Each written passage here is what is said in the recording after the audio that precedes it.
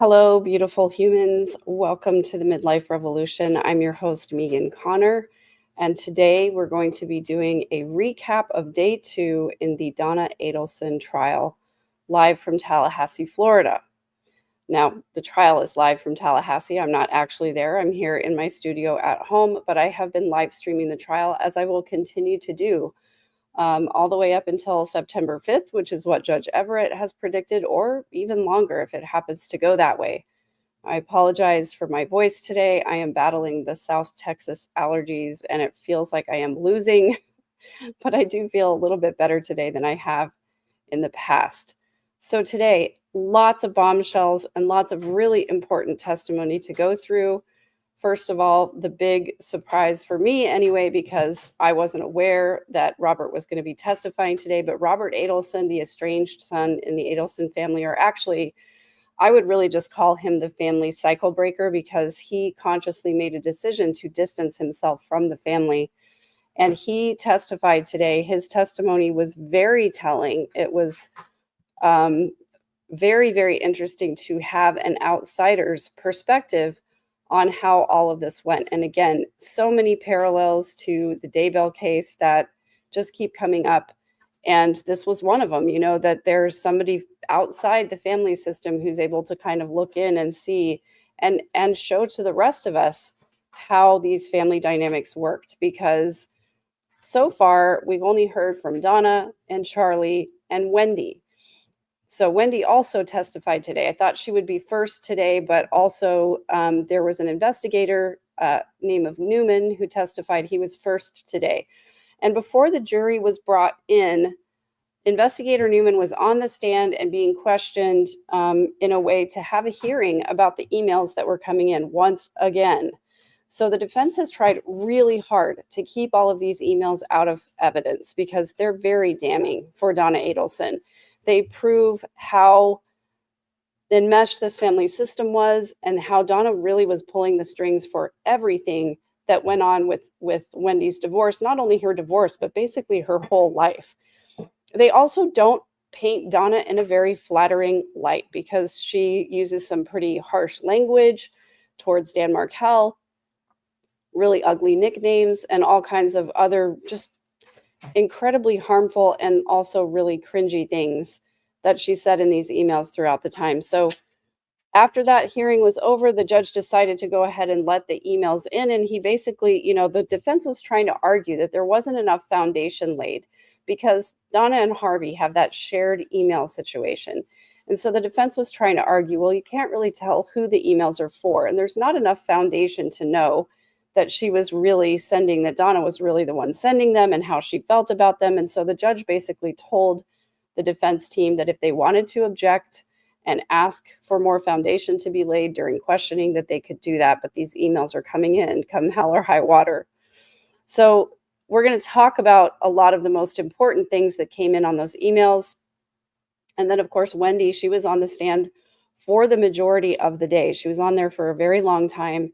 And we saw that there was nothing that she could say that the prosecutor, Georgia, did not have a tab in the binder for her to go to. So Georgia Kappelman would ask a question of Wendy Adelson while she was on the stand. And Wendy would say, I don't remember saying that. And Georgia would say, go to tab number 7. And she would read down and she said, okay, yeah, I do say where I said that. And that was a recurring theme. It happened throughout Wendy's testimony. I want to hit some of the highlights of that testimony, but I'm really interested also to hear from you what you thought the bombshells were. I'm going to play a couple of the clips from those, from that testimony, and then we'll go in detail through Robert's testimony. And then finally, at the very end, was Bill Brannon, who is an officer with the Tallahassee Police Department.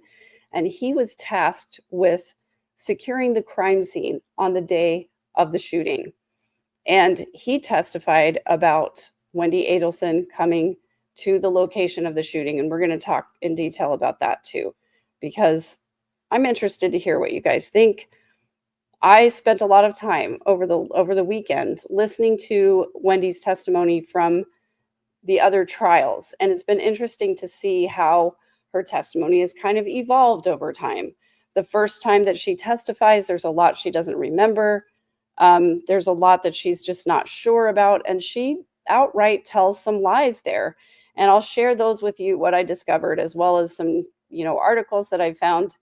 And if you like, we can even go and look at the map together and see where Wendy was renting a house, where the house on Trescott Drive was, where the liquor store was that she decided to visit, as well as the restaurant that she went to with her friends on the day in question. So I also do see a lot of you in chat are saying that Wendy plays dumb. And I agree with you, because Wendy's an attorney. She's a fairly smart person. She doesn't seem to really be the type of person who's ditzy or airheaded in any way. I think she knows exactly what's going on here. I think she knows way more than she's willing to tell, but she sort of has portrayed herself as somebody who doesn't really know much and doesn't really know what's going on, but I don't believe her. So I'd be interested to hear what you guys think of all of this as well. So let's kind of get into what went on here. First of all, investigator Newman. And this person was tasked with going through the emails and finding anything that was relevant or pertinent to the case that the attorneys needed to know. And what they did, this brilliant thing where they had side by side, where on one side was Wendy's divorce documents from Dan Markel, and then on the other side were emails from Donna Adelson tying together just how much influence she had over this divorce situation. Things like getting Wendy a new attorney, being upset about Wendy's move to Tallahassee ever since it happened. And then an email where Donna asks Wendy to forward all the motions, the filings, and the transcripts. And then emails from Donna with edits for Wendy's attorney about what she should be putting in these motions for the divorce. So obviously Donna was very involved. Now I'm thinking about another situation in another family where I was helping somebody, I was coaching somebody with this divorce situation. And, their parents were, of course, concerned about everything that was going on. And of course, the family would discuss from time to time what was happening. And they would ask about the course of action. They would ask what the attorney was doing. And sometimes they would give suggestions about, well, maybe you should word it this way, or maybe you should ask for this thing, or is it possible for this thing to happen? But they were never dictating to the attorneys what to do or say in the case. In fact, they were never even dictating to their family member who was their child getting divorced. They would never dictate to them and say, this is what you need to ask your attorneys. This is what your attorney needs to do and say. This is how you need to perform. This is, it was just incredibly controlling, not even from the standpoint of like giving the kids suggestions, but actually getting involved in drafting the emotions that were happening in this divorce. And it was very clear from the very beginning that the only thing Donna really cared about was getting Wendy to be in closer proximity to her. And I believe that's just so she could control Wendy and then by extension, control the children and be super involved in their lives.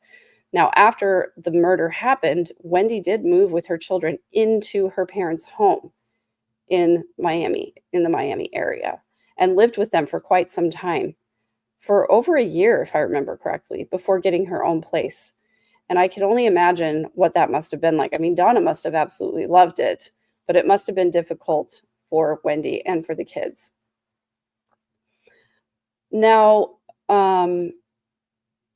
we know that Donna considered it a non-negotiable for Wendy to get the relocation. And I believe that the email that I shared, so I have a video on my channel where I read through the four, what I believe to be the four most important emails. And that wasn't my idea, someone else, and I give them credit in my video, highlighted these four emails as the most important one. And the more that I hear about the case, I agree with them that those were the four most important emails.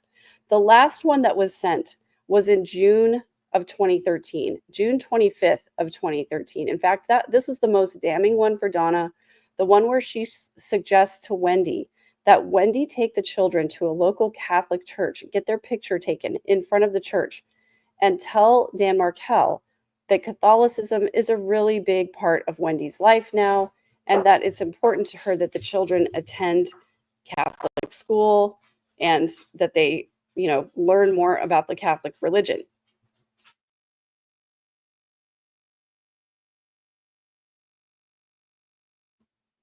So Donna, believes that it's really important for Wendy to carry out this ruse for the children to be turning Catholic and getting baptized, mainly just to hurt Dan and to basically say, oh yeah, you're going to go all the way kosher. Okay, well then I'm going to teach the kids about Catholicism, get them to convert and get baptized. So that email was just a month before the final hearing of their divorce. And Wendy had done a petition at that time to have the relocation included as part of the divorce proceedings. And that hearing, that final hearing happened on July 31st of 2013. Now, at that hearing, her request for relocation was denied, and it was denied with prejudice, meaning that Wendy could not file any future motions to ask for relocation during the divorce. Now, as an attorney, Wendy absolutely would have known what with prejudice means, but when she was on the stand, she was trying to testify that she didn't really know what with prejudice meant because she wasn't a family attorney, and she didn't really communicate that to her mom because she wasn't sure exactly what it meant, and I don't believe her at all. For a second.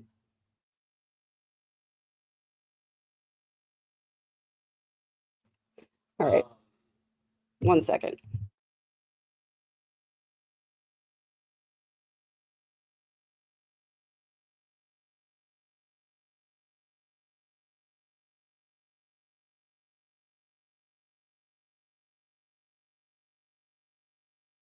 All right. Thanks, everybody. Family stuff. Thank you, Georgiana Thornton, for the super sticker. I appreciate that. Yeah, so I really believe that Donna did this knowing how much Dan's religion meant to him and how important it was for him to raise the kids in a more orthodox way. This was definitely Donna just trying to really bother Dan and just be cruel. In my opinion, I think it was just cruel for her to say all of these things. So anyway, these emails came in, and oh, I'm in the wrong place in my notes. There we go. Okay. Yeah, so basically that was the first person that testified was this investigator Newman that brought these emails in. Now, if you're really interested in exactly what the emails said and all the language in them, again, I have that other video on my channel that'll be on my Adelson playlist, but also I'm going to be breaking up the testimonies much like I did on Friday so that they'll be individually available. So you can just watch that one testimony, cutting out all of the sidebars and the breaks in between so that it's a little bit more condensed. So if you're interested in exactly what the emails sent, that video will be available probably a little bit later today. Now, the second person on the stand was Wendy Adelson.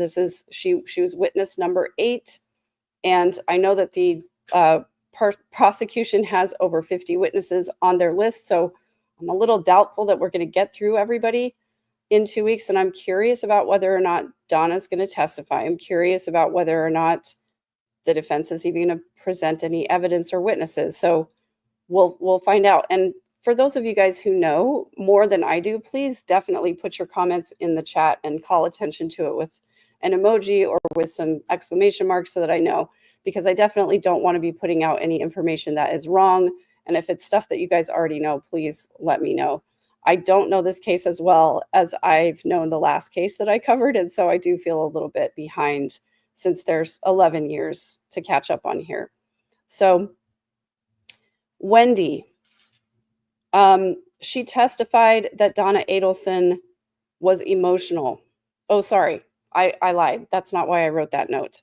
Donna Adelson was emotional when she saw Wendy come in and take the stand. So before the jury was brought in, the judge once again reminded Donna that she needed to keep her emotions in check regardless of what was said. Joe Schmo, I'm glad to hear that you're refusing to testify in this case. Hopefully you don't know anything. and that would be materially important to the case. So the judge had to remind her of this. Now, I want to discuss now Wendy's immunity, because this is something that's come up several times. Yeah, and I agree, salt and pepper. They've said Donna is going to testify, but are they going to stick to that? I guess it just really depends on what other evidence comes in and whether or not Donna will be needed in order to testify. I don't know. Personally, I don't think that's going to go well for her, but that's just me personally. So Wendy Adelson, this is the 5th trial, I believe, that she's testifying in. She testified in the first trial against Sigfredo Garcia and Catherine McBanawa. Then Catherine McBanawa had to be retried, so that was the 2nd trial. Her brother Charlie's trial was the 3rd trial. Sorry, that's not true. Luis Rivera's trial was the 3rd trial, and then Charlie's was the 4th trial. So this is the 5th trial in this saga. All 4 of those other trials ended up in convictions for the other perpetrators of those crimes. And I believe that Sigfredo Garcia, who was the actual gunman, is serving life sentence, I believe. Catherine McBanawa has life plus 2, which I don't know exactly what that means. Sorry, clicked on the wrong thing. Carolyn Thornton, it was Wendy Adelson who wanted the divorce. She was the one who filed for divorce. She was the one who left first. Then Luis Rivera pled guilty. So he actually didn't have a trial. Am I correct about that? And Wendy didn't testify. So this would be Wendy's 4th testimony, because I believe that Luis Rivera pled guilty and he got 19 years. And then Charlie pled not guilty. We know for sure that Wendy testified in that trial, and Charlie got life without the possibility of parole. So this trial now, Wendy's had lots of time to practice her testimony, and she was given immunity. Now, in the first trial, the judge pointed out to the jury that there are 3 different types of immunity in Florida, in the state of Florida. He named that those types were transactional immunity, use immunity, and use and derivative use immunity. Now, Wendy has what's called use and derivative use immunity, which means that anything she says in court can't be held against her in a subsequent trial, and they can't use her testimony. The prosecution cannot use her testimony to go and develop other leads. So that's what the derivative part of the use immunity is. Now, she does not have transactional immunity, which means that if the state is able to bring forth evidence to which she has not yet testified, they can use that against her. But Wendy, I think, didn't really understand that at first, because in her first testimony, Georgia Kappelman had to kind of explain that to her, that she says, I can't be prosecuted. And Georgia was like, is that what you think that means? So she sort of had to explain it to Wendy. Sandy, thank you so much. Love your coverage as always. Megan, was fun to have you and all us snarky folks there during live courtroom stream. This family, OMG. Yeah, it was super fun in the chat today. And, definitely we have a good time. We get snarky from time to time when it's appropriate, of course. And it's just good to kind of go through all of our, thoughts and feelings as we're listening to court with some other like-minded people who are interested in the same thing, and that's justice for Dan Markel and his family. Salt and pepper, anyone who doesn't know, Donna was allegedly being extorted in jail by a woman who physically assaulted her. This is true. Donna had Harvey order specific foods for this extortionist from commissary for a while. And I think that those 2, what they call jailhouse snitches, are scheduled to testify as well, because I think what we've heard is that Donna Adelson actually wrote out a script for them to use in testimony to sort of help Donna's case. So I think we're going to hear more about that. So anyway, going back to the immunity of Wendy Adelson, where she even famously said in the first trial, Catherine McBanawa's attorney was questioning Wendy on the stand. And she said something about, should they choose to arrest you in the future? And Wendy said, they're not going to arrest me. In fact, I think I have a clip that I can share with you.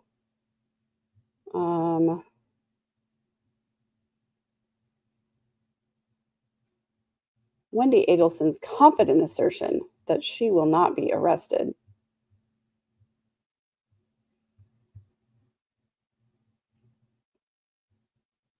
Can you explain to the jury, since you're an attorney, what immunity is? Immunity is freedom from prosecution. So that means that anything you say today can't be used against you if the state decides to arrest you later on.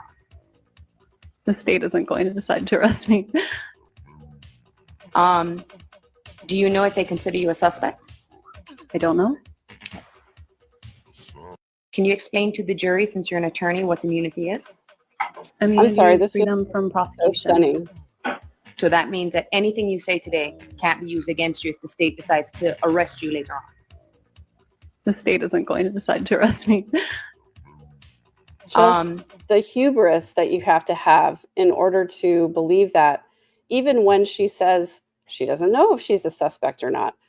I can just tell you, if she ever does get arrested, that clip is going to be playing nonstop, just rent-free in everybody's head, nonstop. So to answer the question here, her focus is immigration law, I believe, unless that was just part of her fictional book that she wrote. I don't know. Let's see. I think. Thank you, C. Cheadle, for the heads up. I think if you refresh, the thumbnail will say that it's live, but maybe not.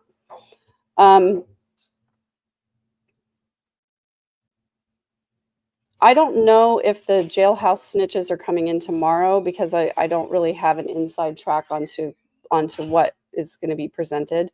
So I'm not really sure. Yeah, okay, thanks for this, Salt and Pepper. It wasn't just in her fictional book, it was in real life. So that means, okay, so for those of you who don't know, Wendy Adelson wrote a book of fiction. It's available on Amazon. It has like 3.2 stars, but it's about an immigration attorney who hates living in Tallahassee.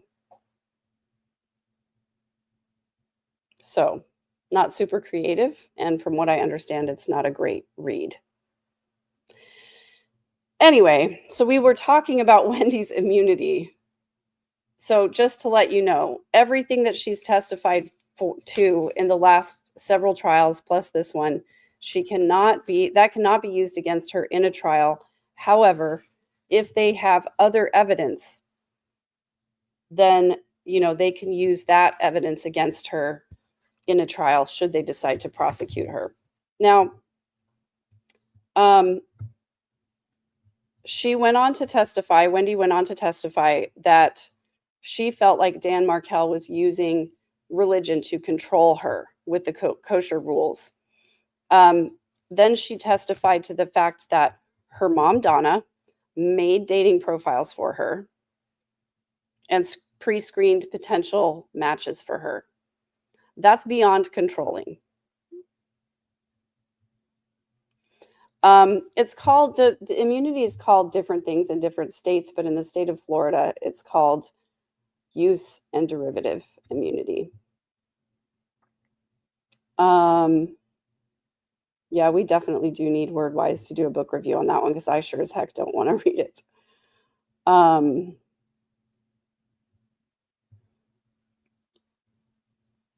Yeah, so then I wanted to go to a couple places, because what seemed to be happening over and over is that Georgia Kappelman would ask Wendy a question and say, did you ever say this? And Wendy would say, I don't remember saying that. And Donna would say, go to tab number 7 in the binder and look it up. And sure enough, she said it. So there were a couple of places where this was particularly, I don't know, it was not a good look for Wendy. It was not a good look for Donna. And there definitely were some things that I just wanted to point out. So I'm gonna play a couple of clips. Now, here's the other thing about Donna Adelson that really bothers me. She does this thing where she keeps her lips open and her eyes are real big, and she'll listen to a question and then turn her head the other way and pretend like she doesn't really know what's going on. I don't know. I just take that route home all the time. I just don't really drink liquor, so I didn't know where a liquor store was or how to use Google Maps, apparently. I mean, it's really annoying, and it almost makes me think that somebody coached her to act this way while giving testimony. Because, when you look at people who study body language, and I watch the behavior panel as well as a bunch of other body language analysts, yes, and I'm gonna star this comment so I come back to it so I don't forget. When you keep your mouth a little bit open, it's almost like when you're telling a child something that they didn't know before. Like when I was talking to my grandson about bunny rabbits and kind of the way that they have like a little burrow that they live in, and he's standing there just going, "Oh, I had no idea."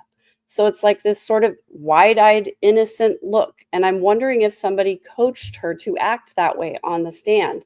I'd be really interested to see how she acts in court or how she acts with her clients. Because if it's the same way, I wouldn't hire her as an attorney. Don't give me this wide-eyed schoolgirl, doughy-eyed look like you don't really know what's going on, It sort of seems like she's trying to make herself seem more innocent than she really is. So a lot of times she'll say, "I don't remember that. No, I don't think I ever said that." And then it's like when Georgia tells her to find the binder number, she's like, "Oh no, oh my gosh, I did say it. Oh crap, oh crap." It's like that's what's going on in her head. So anyway, there's that. The other point is that I don't want to forget is Mel Stiller. Did you also notice how often Wendy rephrased the lawyer's question? And yes, I have to say I sort of have mixed feelings about this because it is an attorney's job to get you to say what they want you to say on the stand. And so I can understand from Wendy's point of view how if Georgia was mischaracterizing something or not stating it accurately, I could see how Wendy would want to get the accurate words in there. So I can get why she's saying that, but that just kind of proves my point that she's not this wide-eyed, innocent schoolgirl. She's actually very savvy. She knows exactly what she's doing. And we're going to play a couple of clips where we talk about this. GSR, I don't know, if you're not a criminal attorney, you may not know that, but you pick up that stuff watching TV. So I knew what GSR was. I don't have anything to do with law as attorney or crime, at least pre-2019. I knew what GSR was just from watching television shows, So let me go ahead and pull up this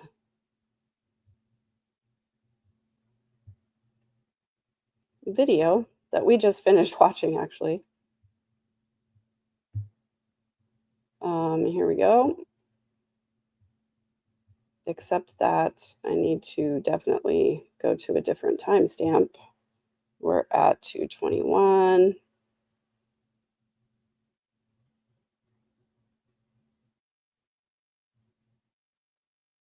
See if that does it. There's that look. Oh my gosh, I couldn't have done it more perfectly if I had tried to do it, which I definitely did not try to do it. There's the look. It's right there. I don't remember saying that. Tab 5. I'm always on 2x speed when I'm looking for things. So 2:21. I just can't believe that I got it right there. At the time of Dan Markel's murder, was the defendant, your mother, very angry at Dan Markel? Before he died? Yes, ma'am. Yes. And you hated him too, right? at certain points, I was very frustrated with him. Did you refer to him as an STD? I don't remember saying that. Tab 5.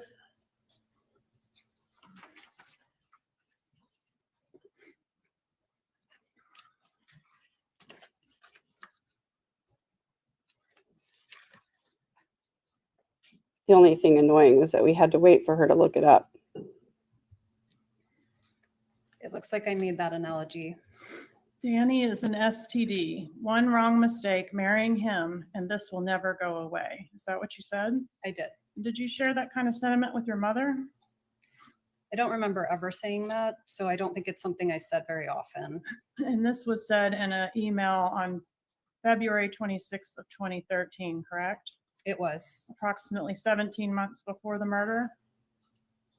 Yes, I don't think it was an email though. It looks like it was sort of an iMessage. Okay.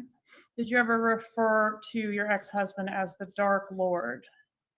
I don't remember saying that, but I certainly might have. Did you refer to your ex-husband as Gibbers? I did. What is the meaning of Gibbers? Gibbers was just a silly name that a friend helped me come up with to basically And by a friend, you mean you, right? make him feel less scary. It was nonsense. Did it reference Jew in boots? That I don't remember. Who is she looking to help her out here? It's like she's trying to phone a friend across the room or something like that. It wasn't. And also, is there anybody out there, and just like correct me if I'm wrong, that sits their mouth open all the time waiting for a question to come?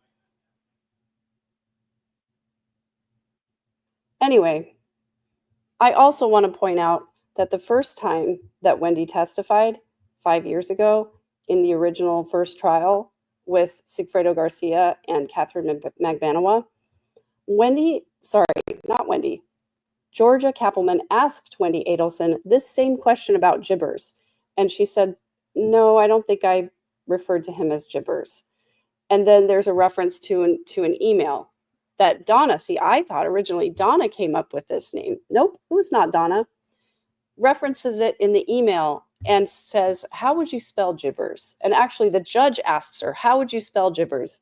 And she's like, I don't really know how I would spell Gibbers, says to the judge. And then she says, I guess, maybe it would be Jibbers, or maybe you'd spell it with a G. I don't really know. And then Georgia, in just a beautiful chef's kiss, mic drop moment, says, didn't you have Charlie Adelson's contact phone number in your phone with the name Gibbers? Didn't you spell it Jibbers? So just to let you know where we came from with all of this. Now, Wendy's gotten better about not lying about the obvious things, but she obviously did lie about a bunch of things. In fact, in that first testimony, here's what I wrote down, like the biggest things that she lied about.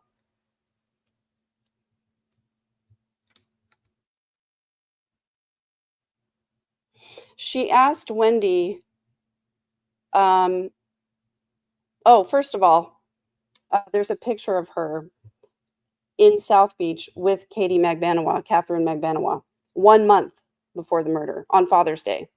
They're hanging out at the beach together. So just in case you thought that Wendy had no idea who Catherine was, Charlie was dating Catherine at the time, and they went out to dinner together, the four of them, Wendy and her boyfriend, and Charlie and Catherine Magbanawa. Then there was, at a later time, a picture of Wendy and Catherine's friend at the beach 1 month before the murder. So Wendy absolutely did know her, at least met her on 2 occasions, knew her well enough to hang out in a bikini together. So there was that. The next one was that Georgia Kappelman asked Wendy Adelson, where did she go to get the bourbon? And she didn't answer the name of the store. She answered the name of the street, Thomasville Road. That's curious, because if somebody asked me, where would you go to buy bourbon? I would say, oh, I'd go to Twin Liquors, or I would go to Specs, or I would go to, I would name the liquor stores. I wouldn't talk about the street. That's just weird. It's deceptive, in my opinion. And then as I was investigating all of the stops that Wendy made, and we may get to look at this on the map later, because there was an investigator, or not the investigator, it was the officer who was in charge of securing the crime scene. If you think of this area kind of as a V, and Wendy's house would have been somewhere over here, and the restaurant she was going to was right here. There was also a liquor store right there in the same shopping center as the restaurant that they were going to, like right next door. It's been in business for like 35 years. So you would have had to be really obtuse to have not seen this liquor store. But down at the bottom of the V, like at this part is where Trescott goes across the V. So instead of just going straight across the V up here, she went all the way down here and then across. She wanted to go across Trescott, but she had to go farther down. The liquor store was down here, way far away. It was like 20 minutes out of her way. So we'll look at all that stuff later, but that was another thing she lied about in that first interview. The next one was that Georgia Kappelman asked if her family was wealthy. And she was like, wealth is a subjective thing, which I agree with you. That's true. Wealth is a subjective thing. And when you grow up with money, you may not really realize how much money your parents have. But by the time you're an adult, you definitely know how much money your parents have. Georgia asked her, are they millionaires? Wendy said, no, they're definitely not. And she laughed a little bit. No, they're definitely not millionaires. What? She absolutely knew that they were millionaires. They had millions of dollars in the bank. They had cash in a safe in the dental practice. And even though Wendy may not have known about the cash in the safe in the dental practice, she absolutely knew that her parents were millionaires. You know by the value of the real estate, by the level of cars that they drive. She had to know that her family were millionaires. Her parents were millionaires. She had to know that. What else? Oh, she talked about the name change for the kids. So the incident happened on July 19th. And the kids went back to school in August. And in August, she was already using the Adelson name for her children rather than their name of Markel. But she tried to tell everybody that it wasn't until a year later that she actually changed their names. Well, she didn't do it legally until a year later, but she was already using the Adelson name for her children just a couple of months after the incident happened. And then she also eliminated her older son's middle name because it was in honor of one of Dan's family members. And this is what Wendy said about that. She said, well, it was Dan Markel's maternal grandmother, but the first letter was from one of my family members, so we lost an honor to both families. I'm sorry. Have you ever been or watched a reading from a medium, and they always start out with saying, I'm getting a feeling that I'm feeling something from a person whose first name starts with D. Well, that's a pretty common letter. Pretty much everybody's related to somebody with a name that starts with the letter D. And that's really what it felt like Wendy was doing here, was saying like, oh, the first letter honored somebody from my family, but the rest of the name honored somebody from Dan's family. Come on, give me a break. There was nothing to do with that first letter. Both families did not lose an honor that day.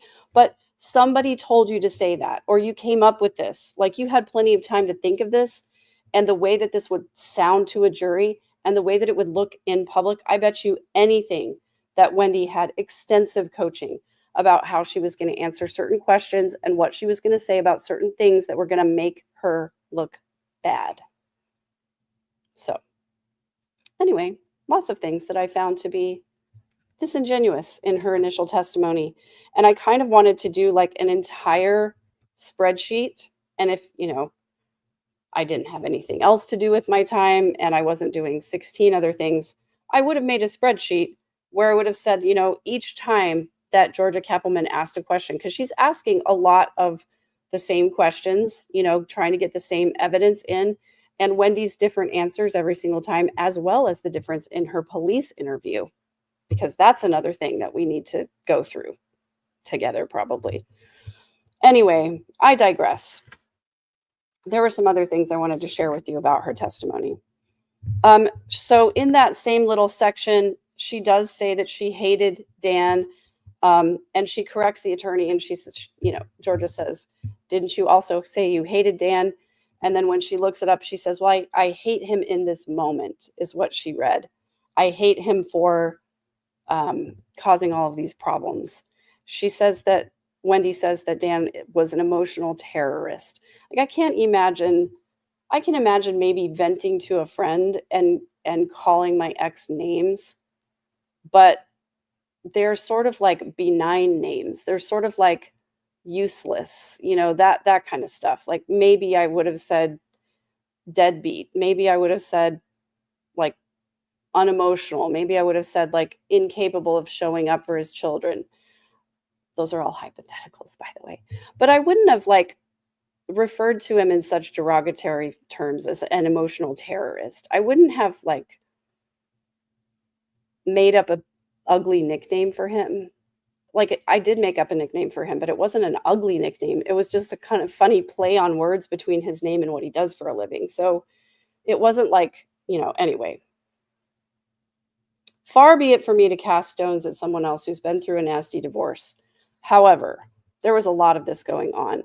And it just goes to the idea that if Wendy was talking in these super derogatory terms about her ex-husband, the father of her children, her mom would have taken that dopamine hit and run with it and you know, identified with her and validated her and taken it even a step further in disparaging this person. Because that's one of those things, is like, when a person with narcissistic traits finds a common enemy between the two of you, that's something that they're going to try to bond with you over, definitely. Okay. Then Donna Adelson meddled in Wendy's life to instruct her how and when to leave the marriage. Dan Markel threatened to charge Wendy with kidnapping over the way that she left the house. Basically, Dan was on a business trip and she packed herself and the kids up and went to Miami and left Dan divorce papers laying on the bed, which had been stripped of the sheets and everything like that. Now, Wendy denies that this is exactly what happened, but I have no doubt this is exactly what happened, because Georgia wouldn't just make that up. It's not something that she would have pulled out of thin air. This obviously was evidence that came from somewhere. Dan went on a 23-page rant about that, because I would be upset too if I was on a business trip and I came home and my spouse and children were gone and there were divorce papers just sitting there. You know, that would be really, really terrible. So that's one of the reasons that Wendy says that Donna said that relocating to South Florida was a non-negotiable. In fact, Donna referred to it in her email that I did go over in another video on my channel as life and death, not just for her, not just for Harvey, her husband, but also for Charlie, her brother. You can see Donna is co-opting the other family members into this narrative, even though that might not have been the way that Charlie felt. I'm sure Charlie wanted to be around his nephews. I'm sure he cared about his sister Wendy, but I don't think that he believed that it was a life and death, world-ending thing that Wendy lived in Tallahassee instead of in South Florida. And especially now that Charlie has a child of his own, I'm sure he thinks, I don't know, maybe in the healthy part of his brain, if it exists somewhere, that doing what's best for your kids sometimes means a sacrifice for parents. Maybe that's giving him way too much credit. I don't know. Anyway, then this was the other part I wanted to share with you, because this was just crazy to me, and it shows how over the top Donna's control of Wendy was at the time. I guess they haven't spoken in a while.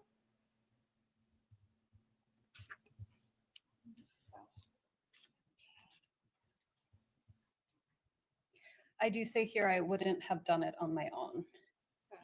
She's talking about how she would not have left Dan without the support of her mom and her brother.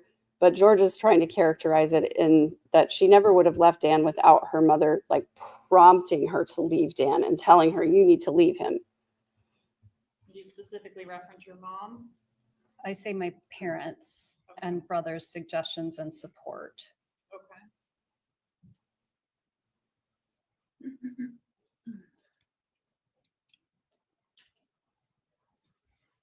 Okay, this is Because the I part. wasn't happy, but So this was not really, I'm going to put myself down here. This was not really pertinent to exactly what was going on, but I caught this out of the corner of my eye coming up on the screen for just a second while they were talking about the emails from from Donna to Wendy. This is an email from Donna or a text or something. I just got off the phone with Zach at SEI. Obviously, I pretended to be you. He was, in fact, able to tell me that on November 8th, 2010, when Danny asked us to forward him your account so he could control and invest it in your mutual account with Schwab, it had $46,345 in it. Donna called pretending to be Wendy. That's fraud. You can't do that. You can't call the bank and pretend to be the account holder when you're not the account holder. And this would have meant, in 2010, the two-factor authentication wasn't quite a thing yet, but they definitely would have had to have some kind of verbal password, which means that Donna had that verbal password. She was able to get account information about a joint account between Wendy and Dan Markel.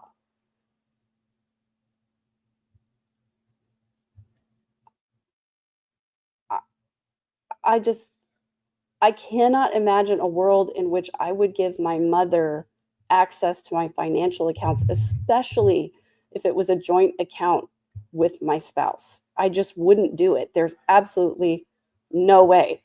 So Donna had, not only did she have all of Wendy's information about everything, she had passwords. She knew all of her information. It just is mind-blowing. I never would have allowed my mom to have this much access to my stuff in my life, even before I left my family system. Like, even when I was enmeshed in my family system, I would not have given my mom that kind of access to my stuff. So, yeah, Gina, this was a hard moment too. When they read the info about Wendy saying to, on her honeymoon that she knew she'd made a mistake. And the same thing that Robert said.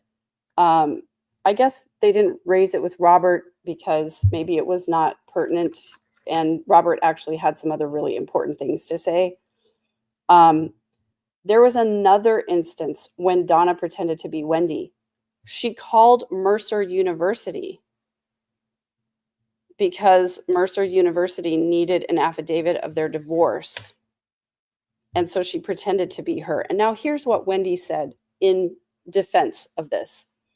She said she didn't really know finances well. She didn't really even know what accounts she had or what Dan had.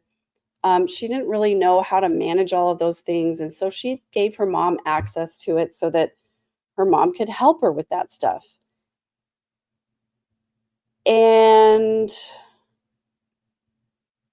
I just don't buy it. I don't buy it. You know why I don't buy it? Because she was smart enough to take money out of their joint accounts when she left and filed for divorce. And she was smart enough to take half because she knew that that probably wouldn't be able to be brought up in court later if they were dividing the marital assets anyway and it was a joint account. They can't really say anything against her if she just takes half of the money out of the account. Thank you for saying this, Mel Stiller. I worked in banks for years. Even back then, we had banks implemented and followed very specific protocols. Yeah, to find out who was getting access to the account. You would have had to give all kinds of passwords and protocols and all of that, like, date of birth, social security number, verbal password, account number, all of that stuff. She would have to have all of that information. Also, yeah, as an adult, you learn, like your mom starts overstepping her boundaries, you learn to not allow her to do that and exercise so much control. unfortunately, Krista Gardner, D's get degrees. And so if she, passed all the requirements and she passed the bar exam and she's got a job as an attorney, there's really nothing that you can say about it. Unless she does something unethical when she is an attorney, and then somebody can file a bar complaint against her. But, in immigration law, that's not that likely to have that happen. So basically, I don't believe anything that Wendy says. I believe that she knows way more than she does. And I certainly hope that Georgia Kappelman has some kind of ace up her sleeve that she's reserved of evidence and information that Wendy was involved in this, because I absolutely believe that she was. I believe that she's a lot smarter than she portrays herself to be on the stand. I think she knows a lot more than she's willing to say on the stand. And even though her testimony has gotten less stupid over the years, she still does this thing where she will correct and she will say, I don't think I said that. I wouldn't characterize it that way. All of that kind of stuff. So now let's get to Robert Adelson, because this is very, very, very important testimony. And I wanted to ask the chat if anybody knows if Robert has done any public interviews at all. I don't think that he's testified in the other trials. And so I would be really interested to know if he's done anything public. I kind of doubt it, because sometimes when you get away from the family, you don't want to think about them or talk about them or have anything to do with them. And I get that 100%. Byington, my thoughts. Wendy got mom and bro fired up, and she knew what was going to happen, but she was smart enough to back out as playing innocent now, or trying to. I agree. That's probably, she knew that if she spun them up, that they would just let them go, that they would do what they do. So thank you for this. I will go and look for that podcast, just because I'm curious about what he has to say about the family when he's not on the stand. So I will go look that up. Thank you guys. I appreciate that. Kari Bear as well. Okay, so Robert Adelson. He lives in New York. He's lived there for 13 years, since 2012. So that's when he sort of exited the family system. He's been an ENT for 20 years. This is Sarah Dugan, by the way, direct examination. She does a great job. There are 3 years between him and Charlie. So he's the oldest, and then Charlie's the middle child. And then Wendy is the youngest, and there's 3 years between Charlie and Wendy. He went to Tulane. He lived in Gainesville for a while, and he saw his family about 2 times a year. He said the leader of the family system is definitely Donna Adelson. She is controlling and assertive. Harvey is more passive. Then he went on to testify that Donna is very involved and rigid. She has very specific ideas about what she wanted, and you don't go against it unless you want to have consequences, basically. Him becoming a doctor was an acceptable career choice, according to Donna, and that Donna was most involved with Wendy's life, over-involved, in fact. And there was a lot of tension in the family over how controlling she was. But he said also that Charlie was the one who needed the most attention and the most guidance, etc. But then that attention shifted to Wendy when she started having trouble in her marriage and when she started going through the separation. Then Sarah asked if Donna was sharp or was she more gullible? And then they asked for a sidebar, and we never came back to that question. Then reiterating that Charlie was very dependent on his mom, that she signed the checks in his dental practice, that Charlie purchased the practice from his father in 2012, and then in 2016, of course, Harvey had to take back over. Donna was positive about Dan Markel all throughout the marriage between Wendy and Dan. She only started talking badly about Dan after Wendy moved out. So not even before she moved out, but after she moved out.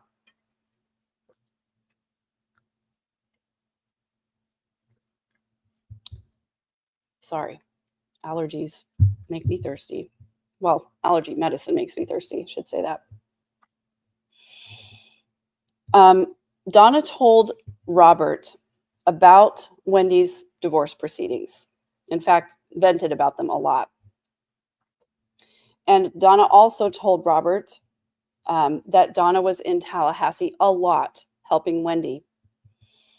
Here's another interesting tidbit. Donna was going around Tallahassee using Donna's maiden name for rentals, like moving trucks or renting the apartment and all of those different errands that you have to run when you're moving, because they didn't want people to know that Wendy Adelson was moving out and getting a divorce. That's wild. Like, that's some Lori Daybell stuff right there, just using alternate names, because it's not like anybody was after them at this point. They hadn't really done anything illegal at this point, as far as I know. It was just Wendy moving out and Donna being afraid that people would find out that Wendy was moving out. That's just bizarre to me. They gave Dan Markel the news of Wendy moving out right before he went on stage to do a presentation. I found that to be very petty. Then Robert referenced a time when they were at the hospital in October of 2012, and he happened to see an email that indicated just how involved Donna was in Wendy's divorce. Okay, thank you so much, Salt and Pepper. I will never remember that, but maybe somebody can email it to me. Thank you. Or I'll put it on here, so that's why I put it on the screen, so I can go back and watch it later and see. Robert was aware of the $1 million bribe. And he said that Donna cared about Wendy's divorce more than Donna cared about what was going on with Charlie. Yikes. When Robert was asked what Charlie cares about, he said Charlie cares about going out, cars, jet skis. He wouldn't have cared that much about Wendy's divorce. That's pretty damning, if you ask me, because I believe this is true. Like, Donna was the one who cared so much that Wendy was getting a divorce, and cared how it went, and cared that she got relocated properly. I don't think Charlie cared that much about what happened. It's not like Dan was physically abusive. Now, I can understand, in a somewhat joking but somewhat not joking way, a protective older brother threatening to do someone or harm someone if they had been abusive to their little sister. I can see where that sort of thinking might come from. But he wasn't abusive to her or the children. And so probably Charlie didn't really care that much that they were getting a divorce. Like, it happens. It's just a thing that happens. Robert had gotten a divorce. It just seems like he didn't care that much. And that, I think, was a really important point in his testimony. Then Robert said that he was aware of this job with Gary in Miami. Donna said this was a really big deal. They had lots of conversations about it, but it didn't work out. And then Donna was really angry. Then Robert said in the summer of 2014, there was a text that Wendy sent about a boyfriend before her divorce was final with Dan. And he found this to be very, very strange, because Wendy didn't talk to her brother Robert about her relationships, especially not about boyfriends. So he found this to be very, very odd. Then he said this text came in June 26th or 28th of 2014. And Robert said to Wendy that he wouldn't mention it to anybody else, this text. Then he told police about this boyfriend, whose name was Jeff Lacasse. And we know that Jeff Lacasse was the person that Wendy was dating up until about a week or so before the murder. And we also know that the first time that Sigfredo Garcia came up to Tallahassee to find Dan, he rented a car that was similar to Jeff Lacasse's car. I believe that was on purpose. I believe he was told what kind of car to rent. Jeff Lacasse himself even says that he believed that he was being set up. So Robert spoke to the FBI about this because it was weird, about the Prius, about the boyfriend, about don't tell my parents, about that I have this boyfriend, but she sure wanted Robert to know, so that maybe Robert would say, hey, I don't know if you guys know who did this, but Wendy told me about this boyfriend and she told me not to tell you. That is the kind of manipulation,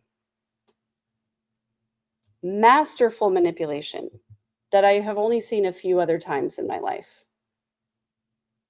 This is Wendy manipulating her brother Robert, planting a little seed that she has this boyfriend, but don't tell mom and dad. But then when things go south, of course, that's the first thing that Robert's going to think of. Maybe tell mom and dad. Maybe it was the boyfriend. He's going to tell law enforcement that. This is the thing that proves to me, in my opinion, allegedly, that Wendy was more manipulative than anybody else in this family. Donna might have overtly been pulling the strings, but Wendy, I think, was the one behind the scenes. And that's always the manipulator that gets the most done, because they're not talking about how they're manipulating. They're not doing it openly. They're telling one person one story, they're telling another person another story, and then sitting back and watching it all play out. Bottom line is this: 100%. Wendy is the mastermind. Period. Allegedly, in my opinion. So this was bombshell information to me today. Probably the most important thing that I've heard. So she pretends not to be smart. She pretends like she's not the one pulling the strings. She's throwing her mom under the bus. She's throwing Charlie under the bus. All the while, it's her. I want to finish this up real quick, and I do have to go pick up a kiddo. So there were a few other things really, really important.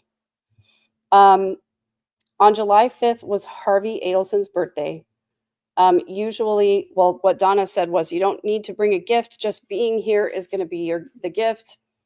They pointed out that sometimes there would be a big gift that everyone was expected to chip in for. He noted that they were renting a condo at Continuum, which was a Miami Beach condo, that there were lots of celebrities that lived there. So there's a lot of security. It's a very ritzy, upscale, famous place in South Beach. Charlie was there. Wendy was there with her sons. It was catered. They not only had hors d'oeuvres that were served in the room, but they had a paella chef on the back veranda. That's a kind of wealth that I will never know in my life, and it's okay with me. Robert never heard that the party might be canceled. And I think that there was something in there. There was some other testimony at some point that I remember hearing that Donna had said they might have to cancel the party now because of the shooting or something like that. But basically, since he never heard that the party was going to be canceled, that evidence didn't come in. But he heard about Dan on Saturday, the day he died. He was in a meeting. He said, "Can I call you back?" Then he got a text message. There's been a tragedy from Donna Adelson. And he called her back. And when Donna related to him what had happened, she was not crying. She was just very matter of fact. She was just unemotional. What Donna told Robert had happened is that someone came to Dan's front door, asked him if he was Dan Markel, and then shot him. And this is one of the things that he said. He said, "It really bothered me because, quote, there's only one way you could hear that story." Now, I want to know what you guys think of that comment, because I'm thinking to myself, there's only one way you could hear that story. And that would be from the person who did it. Because they didn't have Ring cameras back then. The police would not have known that detail. The only person who would have known that detail was the person who actually did the shooting. In my opinion, that's what I take away from that. That was really chilling to me. Then Donna told him not to talk to the police. Then Donna said, and then he said, "I've already talked to the police," because he had that conversation with the FBI. And then Donna said, "It's okay, you don't know anything anyway." That's a pretty telling statement, because Donna knows that Robert hasn't been involved in the planning of any of this stuff. This was really damning testimony to me. Robert testified that Donna was not curious about who would have killed Dan Markel. In fact, nobody was curious about it, and nobody was allowed to ask about it. In fact, asking about it was strongly discouraged, and it was mid-August before he was able to ask anybody what had happened. Donna Adelson said, "I don't know and I don't care. It doesn't concern me." I mean, you can see why the prosecution wanted this witness to come in. In my opinion, this is the star witness right here. He had a front row seat to everybody in the family's reactions after this happened, and this was it. Donna Adelson, when asked, "Who do you think killed Dan Markel?" she said, "I don't know and I don't care. It doesn't concern me." He was asked if gun violence in the family was rare. He said it was. But this was not a subject for discussion. Then he heard about the arrest. When he was in the operating room, some of his other people that he was working with had heard that there'd been an arrest. And it happened on the 26th. And then he and his wife were having an anniversary on the 28th. So his wife said, should we be, calling your parents to tell them about the arrest, to ask? And he said, no, let's just wait until our anniversary. They'll certainly call then, which they did. Donna Adelson called, and, Robert said, "Hey, I heard that they arrested the guy that killed Dan Markel." And there was no response from Donna. And then he said it again. "I heard that there was an arrest made, that they arrested the guy who killed Dan Markel." And she said, "I have to go." And she hung up the phone. And that was the last time Robert Adelson spoke to his mother. Bombshell. Absolute bombshell. Then on cross-examination, it was very brief. And the only thing that Donna's attorney had to say to Robert Adelson was to essentially shame him for not being around the family more than he was, and to basically indicate or implicate that he doesn't really know anything because he wasn't really around the family. Does that sound familiar to you? Sure sounded familiar to me, as if his experiences that he did have with the family were not valid because he wasn't around that much. So she asked him, between 2012 and 2014, how many times did you visit? He said 2 times. Oh, that's not very much. And then he said he had phone calls with his family every other week. And by family, he meant Donna. And then she said, how long did you spend with your family in July of 2014 for Dan Markel's memorial? He said, I didn't come for the memorial. Oh, just let that hang out there, like making him feel like a piece of garbage for not coming to the memorial that was held the day after he died, when he, is an ENT surgeon living in New York. How's he supposed to drop everything and do that? Then Donna's attorney said to Robert, wasn't it your mother's attorney that advised her not to speak to the police? And didn't she relay that advice to you? And that was advice that came from an attorney, not from Donna. And he confirmed that that was the case. Still looks really freaking shady to me. So that was Robert's testimony. Incredibly powerful, incredibly important. I'm not going to stop talking about that for a really long time. And then the 10th witness was Bill Brannon, the officer that kept the perimeter at Trescott Drive. And he said that he was maintaining that perimeter. He said he saw a mid-2000s maroon Honda Odyssey van approach the perimeter, and he recognized that car because he owned the same make and model and color of vehicle, the exact same one. He said this car came up to the crime scene between 12 and 1 p.m. And he said that a lot of people will drive up and they're kind of looky-loos and they're like, oh, what's going on? Well, I guess I can't go this way. I guess I better, let me put it in reverse and sort of putter out of there. He said this person was very direct in their actions. Saw the tape, 2-point turn, 3-point turn, get out of there and leave as soon as possible. He said he didn't see who was in the van, but he did know that was the color, make, and model of Wendy Adelson's vehicle. They would have told everybody that. So just real quick, let's see if I have enough time to pull up the map so that it gives you a little bit of a visual that we saw here at the end of this testimony. And was that map a true and accurate depiction of where you were stationed that day and of Trescott Drive and of the Markel residence on that road? I believe so. Judge, at this time, I'd move into evidence States Exhibit 87. States 87 is admitted.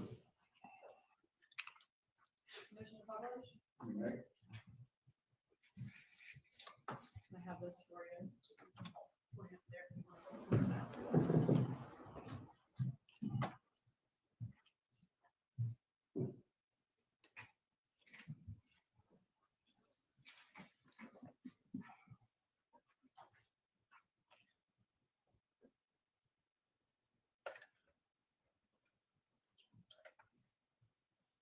Okay, so looking here at this map, move that off. Is this Thomasville Road right here? Yes. I'm pointing. Okay. And is this orange arrow ABC Liquors?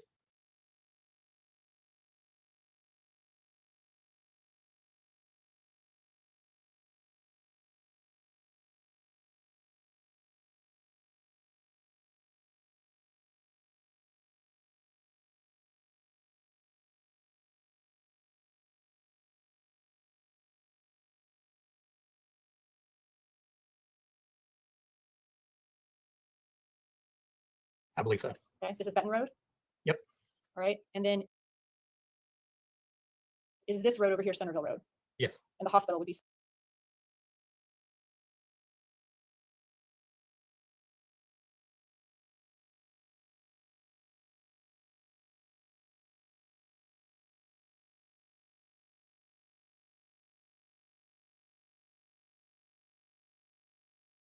somewhere in this area? Correct. Okay, so this yellow line, is this yellow line Trescott Drive? Yes, ma'am. And does the blue arrow show where the Markel residence 2116 Trescott Drive was? Yes. Can you show me where you were located next to the crime scene tape, making sure no cars came by the crime scene? So approximately where the little yellow marking was right there.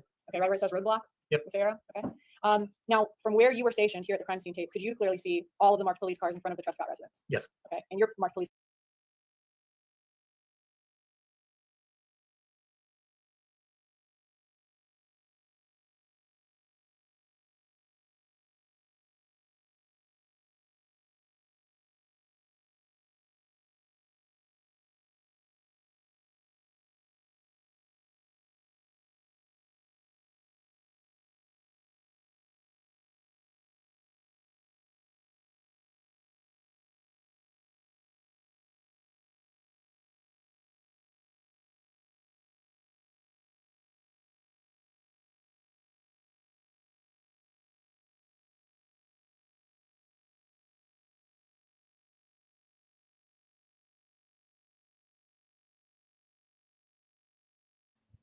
I've been muted this entire time. I'm just going to say that it's just like I can't look at chat when I'm looking at what I'm showing you on the screen. So I'm sorry. Anyway, hopefully you saw what I was pointing to. I was actually being really, really silly. But if you look at where the white marker is all the way off to the right, that's where Wendy would have entered Trescott Drive from Thomasville Road. So she's going to go all the way across here, and she's not going to be able to see the roadblock until she gets around this corner right here. So she previously testified in their first trial that she did not even turn on Trescott Drive because she saw it was blocked off. Well, she couldn't have seen that from way the heck over here. So she rounds the corner and she sees the roadblock right here, but you still can't see the house from there.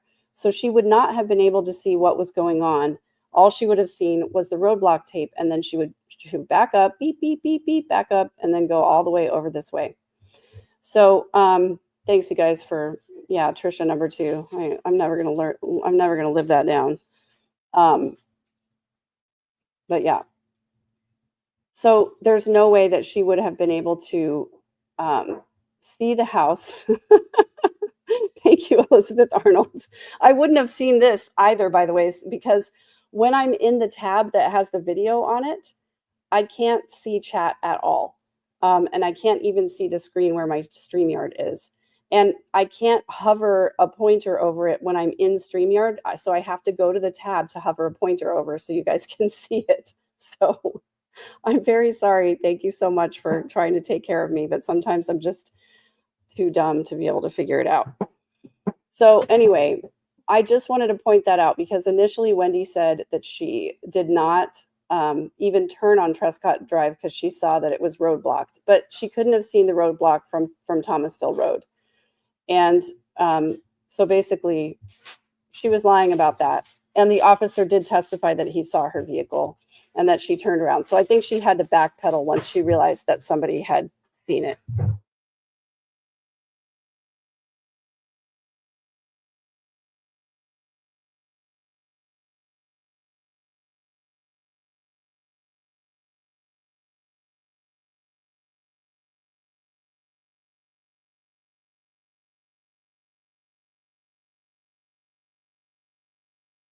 Okay, sorry. My son came down the hallway and the dogs went absolutely nuts and he had to let them out.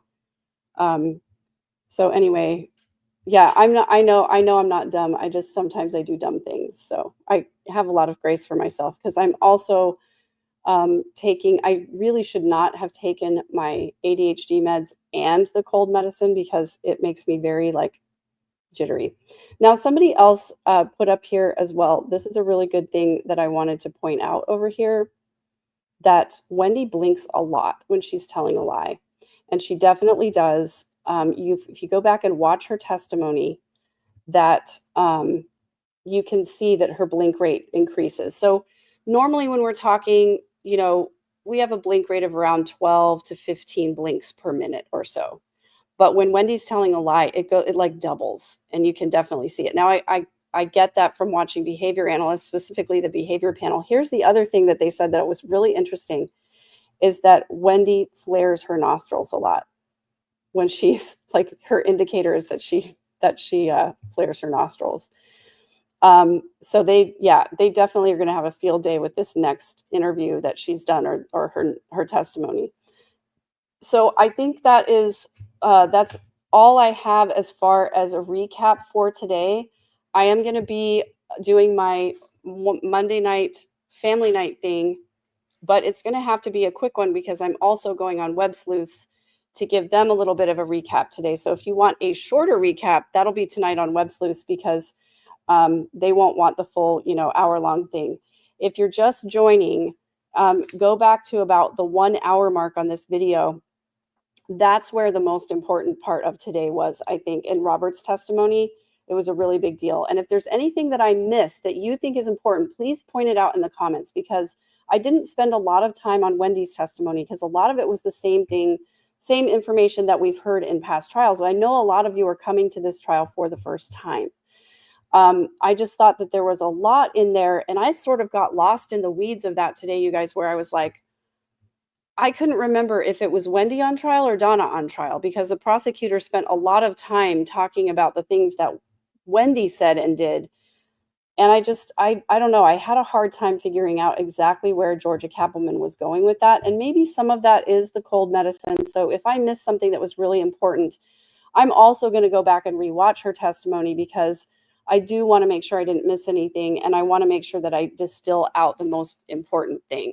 So yeah, Robert stood out much, much more. Wendy's testimony did start to feel like just like, there's nothing important in here. It's just garbage because she's not telling us anything. She's like, I don't really know. I don't really remember.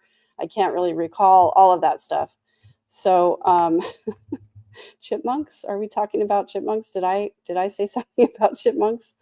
I don't know. Yeah. Repeated comment, and I'm feeling a little crazy. I think it's cold medicine, you guys. So anyway, there was no cross-examination on the officer who was guarding the crime scene. And then tomorrow, we're going to have 9 a.m. start time, but I'm going to be on a little bit early because there was a motion this morning that I missed part of it. I just happened to be looking at the screen. I was setting everything up and I was like, oh crap, they're already talking, and it was quarter till. So I'm going to make sure I'm up just a little bit earlier so I can make sure to get all of that in there. I will be streaming for the whole day tomorrow. And again, please put in the comments once the live has ended if you think I missed anything that's really important, because I will look at those comments tonight. I will review Wendy's testimony. I'm also going to be posting the individual testimonies. In fact, I already have Robert's ready to go because his was the most important one. Thank you so much, Robin, for this. Shady family dynamics, very, very shady. It is an exercise in conspiracy, definitely. Wendy told a lot of lies, and I feel like we couldn't even really call her out on all of them because there were so many. So anyway, thank you for being here tonight. Thank you for liking. Thank you for subscribing. Please share these recaps with somebody who you know want a little bit of a condensed version, especially if they're coming to the case new. I have an entire playlist on my channel now with all things Adelson, including me going through the emails, including doing a case recap prior to trial so that people can get a condensed version of the entirety of the case from 2014 up until right before the case. So thanks, guys, for being here. And thanks, as always, for your support. And I will see you again either later tonight, hopefully, for family night, because it's always a good time, or on Web Sleuths, or see you here tomorrow for more trial coverage. Take care, everybody. Have a great night.